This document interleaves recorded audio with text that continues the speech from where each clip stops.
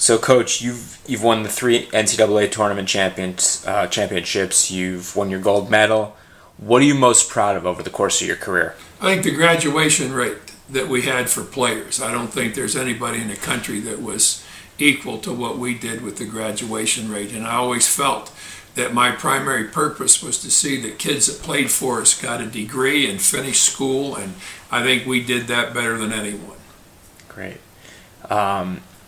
You mentioned to me yesterday, why do you prefer the college game over the pros? Well, I just like the whole atmosphere of college basketball. I did. I don't like it now with the one and done and the many schools that are playing with a kid for 1 year and he goes on from there to play in the pros. It's just not what I liked about it. It's almost the antithesis of what I liked about college basketball when college students played the game. Now, you mentioned you had read Roger Bannister's book and got some inspiration from that. Just fill me in on what you learned from it. Obviously, being a sports fan, I was well aware of Roger Bannister being the first person to run a 4-minute mile. And I read a book on him. A friend of mine gave me a book on Bannister. And when he did, I read it and really enjoyed it. And when I got done, I thought back over Bannister's career. First of all, he was a great runner, and then he was a physician, a doctor, and did probably a lot more good as a doctor than he did as a runner. And I thought, well, that was really neat to be the first guy to do something. So I started looking around, and I decided, well, what I'd like to be is the first guy to win 900 basketball games in college basketball. And I was fortunate enough to be able to do that. And reading about Roger Bannister was just something that was struck me, and him being the first guy to run the 4-minute mile, and then several did it after that, but he was first, and that really I got a kick out of that. You said something interesting to us earlier today. You said there's a big difference between doing what's right and what's best.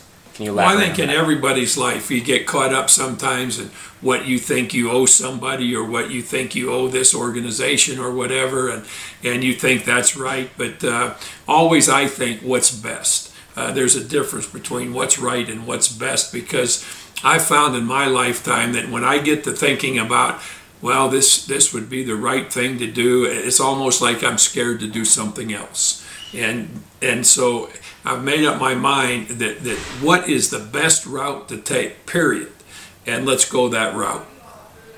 Now, we've dug through your collection over the last few days. In your estimation, what would you find the most interesting piece that we collected this week? Well, that's hard for me to do, because over all the years I've been really lucky, because I had good basketball teams. I had good players that made good basketball teams, and consequently I got to do a lot of things because of that, to go to golf outings, to go to dinners, to go to one thing or another, and I met a lot of interesting people because I had good players playing on our teams. And I thought that now, I've seen those things, I've read those things, maybe other people would be interested and get as much enjoyment out of some of the things as I have. Great. And over the course of your career, for somebody who doesn't know you, like we've gotten to know you over the last few days here, what would you say is the biggest misconception about Bob Knight? Oh, I've never worried about that. I don't worry about people and how they look at me. I just try to do things the way I think they should be done. If I spent time worrying about other people, I wouldn't get anything done. Other people have never been a great concern of mine.